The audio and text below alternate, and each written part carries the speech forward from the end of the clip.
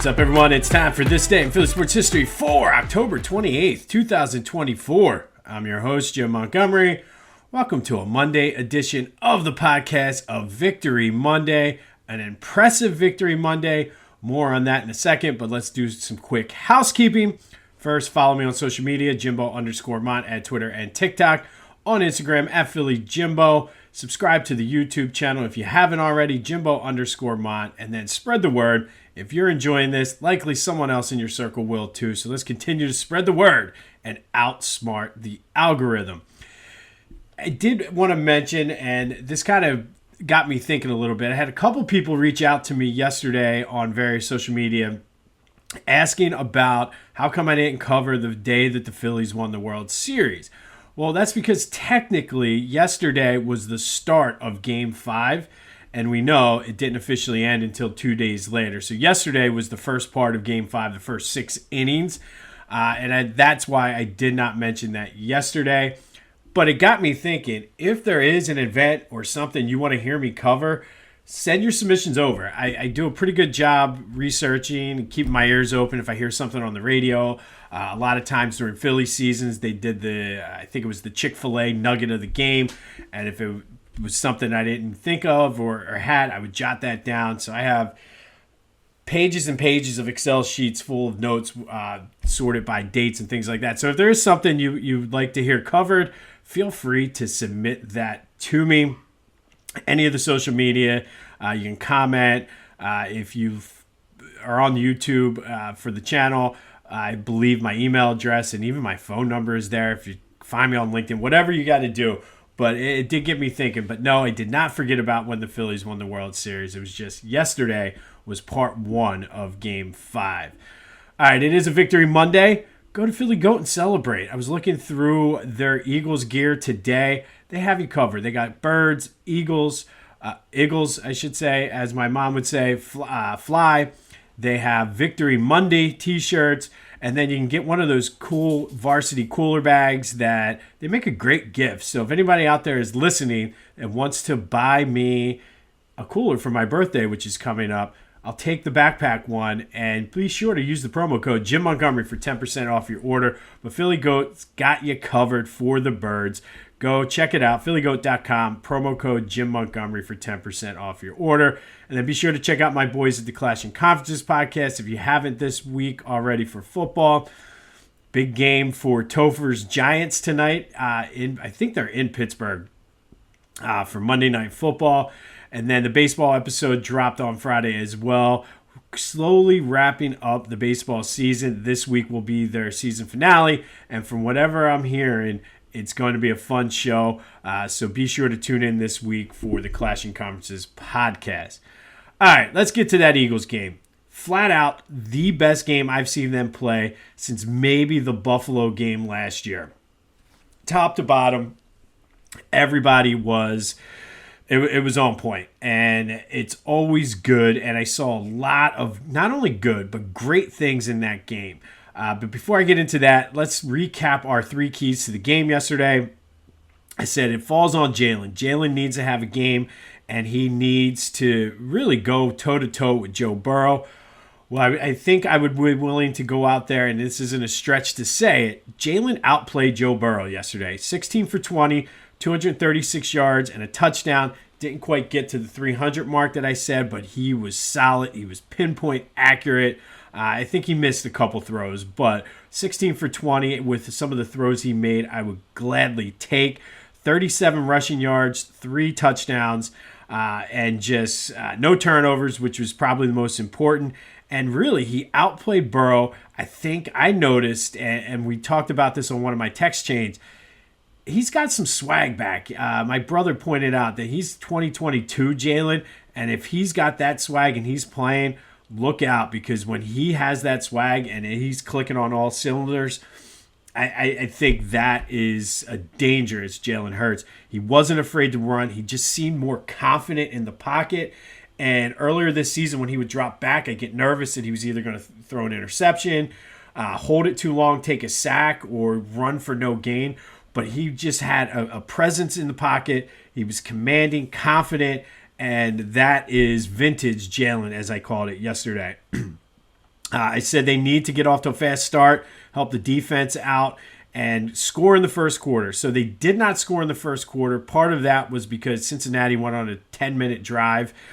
They did score on their first drive, though, early in the second quarter. So that was a good sign, too, I think. And then they could have gotten flustered a couple times, but they stayed focused and got it. And like I said, between Jalen's confidence, getting off and scoring on their first drive, I very, very pleased with what the offense did. And then the final key on defense, I said, do your job, stay within yourself, don't get frustrated. And they very easily could have gone south after that first drive because Cincinnati dominated them. Literally just ran right down the field. They had no answers for Chase Brown. Joe Burrow was picking them apart on third down. And it could have been very easily a replay of that Tampa Bay game. But they got it together, played well, held Joe Burrow in the offense to 280 yards, only 58 rushing yards, and most of them came on that first drive. They did only get one sack, but they had solid pressure on Burrow. He's just a good quarterback. I mean, that's why they didn't really get the sacks, and he gets the ball out fast. Did force 2 turnovers. The interception was classic tip drill. It was incredible. C.J. Gardner-Johnson, I forget the way it went, but either way, it was a great. I think C.J. Gardner-Johnson tipped it to Isaiah Rodgers, or it might have been vice versa. Either way, it was perfect. And then the punch out that they had on the fumble was just incredible. Guy held him up, came in, punched it out, and there was 2 key turnovers late in the game. And then Cooper DeJean, this is a very underrated thing or play in that game that nobody's talking about. His tackle on Jamar Chase on fourth down, that if they'd have gotten that first down, we might be talking about a different game. But man, we were not used to seeing our DBs tackle and wrap up like that. But this dude's a player. So overall, they weren't perfect, but they didn't have to be because the offense bailed them out finally. And you could see it because I noticed just the whole aura around the team. They didn't necessarily feel like they had to press. They played their game, stayed within themselves, and overall, I give them an A for an overall score, top to bottom, offense, defense, special teams, coaching. Nick Sirianni made the right calls to go for it on fourth down, had them ready to play, which I know he hasn't really all season. So I cannot be disappointed or mad. Unfortunately, I did see some people on Twitter, the same people probably, who were like, oh, let's see what they do against a good offense in Cincinnati, saying, yeah, well, it was the Bengals. So you're never going to make anybody happy, but I like the way they're playing. I think they're getting some of that swag back that we didn't see really since 2022, to be honest. So I will take this win on a Victory Monday. Just some notes I had that I took during the game. Nolan Smith now has a sack in 3 straight games. Huge for him because I know a lot of folks were about ready to give up on him. Maybe he's going to have a similar career trajectory as Brandon Graham. If you remember, we almost didn't. Nobody really wanted him to be re-signed when he was re-signed, but I'm ever so glad that Chip Kelly did re-sign Brandon Graham. The tush push is just elite. I know they got stopped on it once, and really it took a great play by Jalen to hold on to that ball and throw it or lean it over the goal line for the last one. But the tush push, I love it, and they're starting to run the variations of it. And again, like I feel like they just are confident every time it comes out there. Jalen now is second all-time on the Eagles list in rushing touchdowns. He passed Wilbert Montgomery. So now he only trails Steve Van Buren. And the way his career has gone so far, he will likely pass that at some point. But again, the final word on this, great win. I feel, like I said, the offense found its swag. And if you can have a confident Jalen Hurts, I almost called him Jalen Swagger. That's a WWE name. But Jalen Hurts having that swagger, I think is going to be dangerous. And like I said, that was the first time all season I saw him in the pocket just confident and really taking control and knew what he was going to do. Like I said, I used to cringe early in the season, but he got the ball out when he had to. He took off running confidently when he had to. And that pass to Devontae was just absolutely incredible. So I think the bottom line is I've been very tough on Jalen. It's good to see him snap out of whatever it is. I want to see him continue to do that, and I think he will. Like I said, he just has a different mindset than what most people do. He's a winner. He does win games. Sometimes it's not the prettiest, but he does win. He's far from perfect, but again, yesterday, he didn't need him to be perfect. I think yesterday was one of those everybody did their part and played a role in that win. Offense, defense, special teams, all of them. And I will say, for all of you out there who said this would have been an acceptable loss, this was an acceptable win. Miss me again with all that acceptable loss stuff. If you were following on the bet, we did win. We moved to 4-3 on that. The Eagles not only covered, but won outright. The over also hit. And then if you really were following on the prop bets I threw out there, Jalen had an anytime touchdown, and so did Devontae. So if you were like me and you followed along with the bets, you made some money. All right, recapping the NFC East. Washington with a ridiculous win yesterday, 18-15 over the Bears. No reason they should have won that game. Absolutely. We should be in first place right now, the Eagles, but instead we're a half game back of Washington. The Bears defender, I would cut him immediately. Like, I would not have let him he would have been on the plane back to Chicago. If you missed this, it was all over Twitter last night and this morning. The defensive backs going down the sideline talking trash to the Washington fans, realized the play was going over, ran in, and instead of batting the ball down, tipped it up so Washington was able to score the game-winning touchdown. Horrible. I would have made him walk back to Chicago. Like, you are cut. I don't care who you are. You should have been cut. That is absolutely ridiculous and inexcusable to not only be talking trash to the fans on the last play of the game, but you're taught to knock the ball down. You don't tip it up, especially if you see the guy standing behind you. So, like I said, I would cut him on the spot. Cowboys lost. Their offense looks terrible. Trayvon Diggs was snapping back at a reporter who posted something on social media. I have to laugh at this because it's 2024, but he hit him with a, we can talk about D's nuts. Hilarious. You got to love the Cowboys. I called it at the beginning of the season. They're a dumpster fire waiting to ignite, and I think it's starting to smolder a little bit if it hasn't already. The smoke is starting to come out of the dumpster, and I, for one, am all for it. And then I mentioned earlier, the Giants are in Pittsburgh tonight. That could be an ugly, ugly, ugly game. But likely it'll be like a 13-10 Steelers win. But that's the NFC East. Good win for the Eagles. Biggest win, best win of the week. Second straight week for the Eagles for that. And now it's time for the question of the day. Who was the GOAT of the game? I'm giving you three choices. Jalen Hurts, Saquon Barkley, or Devontae Smith. 267-495-8531. That's a Back to the Future voice and text line. Get that. Anything else Philly sports related off your chest?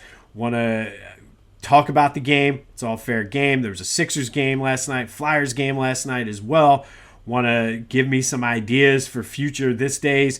That's all fair game. But who is your GOAT? Jalen, Saquon, or Devontae?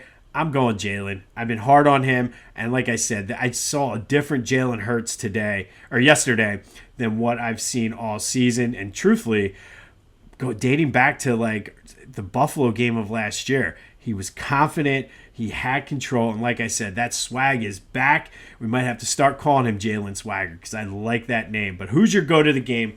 267-495-8531. That's the Back to the Future voice and text line. All right, speaking of that Sixers game, what a game. And I will say that was a gritty win. They held it together. They battled back. Tyrese was awful early in that game, and then he put it together in the second half and in overtime. The Sixers come away with the 118-114 win. Tyrese ended up with 45, and the way his teammates kind of supported him, if you watched or listened to any of the post game. They were all supportive of him. They told him to keep shooting. He was in a slump. He worked through it, and he had some big shots down the stretch. I was a little concerned with some of the foul shots they were missing. I was trying to explain to my kids as we were watching the end the importance of hitting foul shots. And then, of course, they miss them and then allowed the game to go into overtime. And it was a lot more of a nail-biter than I think it should have been. But overall, good win for the Sixers. And he just shot his way out of his funk. And I think this was a good win, being that they did not have Joe and PG. Caleb Martin was outstanding, 17 points, 12 rebounds. Just like I said, a solid win on the road against a good team in the Eastern Conference and a much-needed win. You don't want to start 0-3, especially the way they played in the first two games. And the way they battled back and the way they stuck with it, I really was impressed with that win. So hopefully this week we get some good news regarding Joe and Paul George. But we'll take the win, 118-114 in overtime out in Indiana. Flyers not as fun as the Eagles and Sixers yesterday. They lost 4-3. Travis Sanheim with 2 goals. But the Flyers gave up 3 goals in the second. And they've been having those periods where they're giving up a ton of goals. And I think it's probably because they're a young team still. But to their credit, they're a scrappy bunch. They keep battling back. But you gotta limit those bad stretches. And it seems like this year so far, like they get off to either a good start or get themselves in a hole and have to battle back. And if you got to think, if they didn't have to battle back so much, maybe they'd have more than 2 wins. But they're back up in Boston. Tough game tomorrow up in Boston. Bad news as well. Cam York is going to miss at least 2 weeks with an upper body injury. It's a big blow to the defense because they've actually been playing well, him and Sanheim together. But hopefully it's a minimum of 2 weeks, but it could be longer according to Danny Briere. So that's a huge blow for a team that's been struggling with giving up some big periods as is. All right, today we are going to go back to 2009. And on this day in 2009, Game 1 of the World Series, it was CC Sabathia versus Cliff Lee. Game 1 up in New York. Utley hit homers in the 3rd and the 6th. Cliff Lee had that ridiculous catch in the 6th, if you remember, where he just looked like he was bored to be there, stuck out his glove on the pop-up, and just was like, okay, let's go. Phillies had a 2-0 lead heading into the 8th inning. Raul Bañez hit a 2-run single in the 8th. Shane Victorino hit, and Ryan Howard had RBIs in the 9th as the Phillies pulled out a 6-1 win, Game 1 of the 2009 World Series, to take a 1-0 lead over the Yankees. Cliff Lee pitched a complete game, struck out 10, gave up 6 hits, only allowed the 1 run.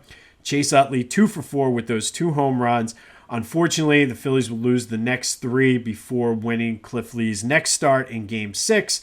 And then we all know what happened in winning Game 5. And then we all know what happened in Game 6 of that series.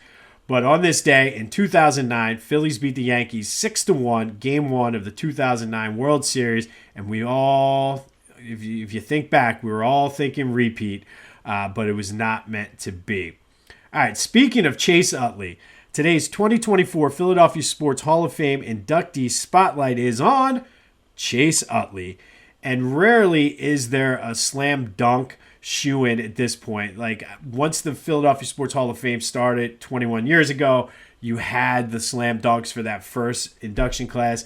But Chase Utley is a no-brainer inductee for the Philadelphia Sports Hall of Fame. Spent 13 years here in Philly, played in over 1,500 games at second base.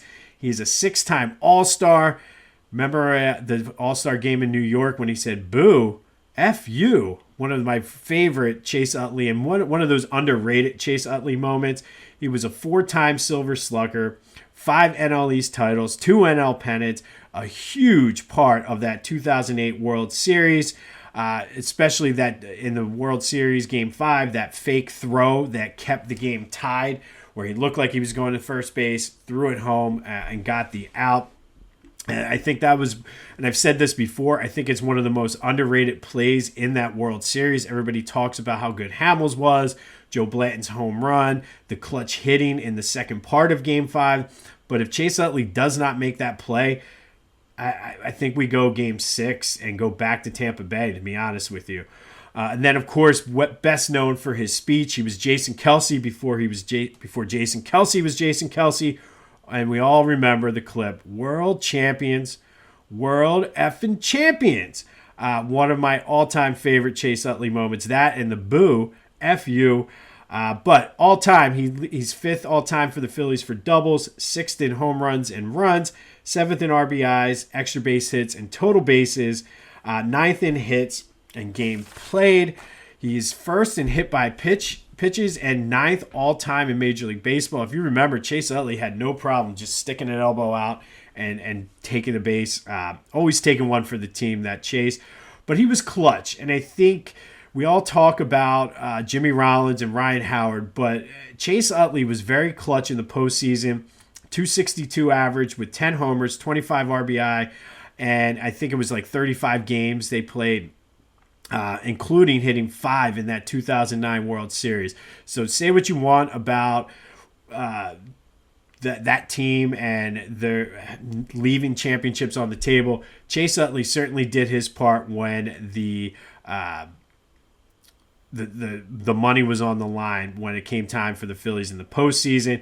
He is a fan favorite. He is a borderline Major League Baseball Hall of Famer. Got a decent amount of votes last year in the election, or the voting. I'm actually anxious to see what he does this year with that vote. Famously dubbed the man by the legend Harry Kalas, Chase Utley, you are the man.